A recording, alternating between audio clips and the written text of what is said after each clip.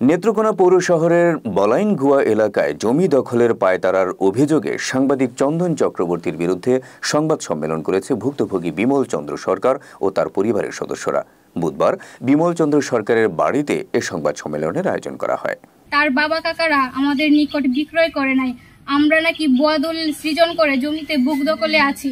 আমরা যদি স্বেচ্ছায় উক্ত ভূমি তাদের নিকট ছেড়ে না দিই তাহলে আমাদেরকে মারধর করে তাড়িয়ে দেবে এবং প্রাণ নাশের হুমকি দেয়।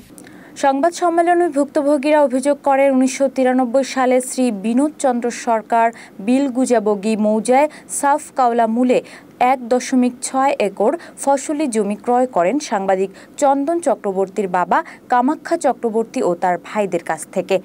জমি ক্রয়ের পর থেকেই তারা সেই জমি ভোগ দখল করে আসছে, কিন্তু 9 সেপ্টেম্বর দুপুরে সেই সাংবাদিক জমিতে প্রবেশ করে তার বাবা ও চাচারা এই জায়গা বিক্রি করেননি বলে দাবি করেন।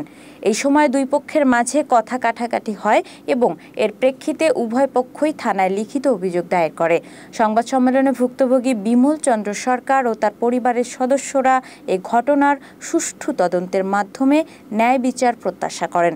এ সময় বিমল চন্দ্র সরকারের পরিবারের সদস্যরা সহ এলাকার গণ্যমান্য ব্যক্তিবর্গ, প্রিন্ট ও ইলেকট্রনিক মিডিয়ার সাংবাদিকবৃন্দ উপস্থিত ছিলেন। এই জমিতে আমার ভাই সবে চলছে, তারা হচ্ছি তারা সিন লুচ্ছা আসিন জোয়া খেলাইছে, আমার কাহার তো বেন আমার সাপ দে। আচ্ছা ঠিক আছে, এই আপনারা ইয়ে করেন 10 কাঠা 6% 16% আমার দেন, আড্ডা আমরা নিয়ে হন আপনারা বাউ করে দিয়ে দিই।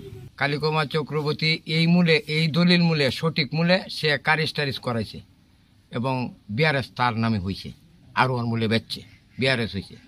এরপরে কালীকুমার এই যে আরেক কামে ক্যাটাগরি যে বিক্রি করছে, বিক্রিও সত্য, টাকাও দিছে সত্য, সবকিছুই সত্য, কিন্তু তারা 4 ভাইয়ে দলিল করে দেওয়া অস্বীকার করে একজনের কথা বলে আমরা 3 ভাই।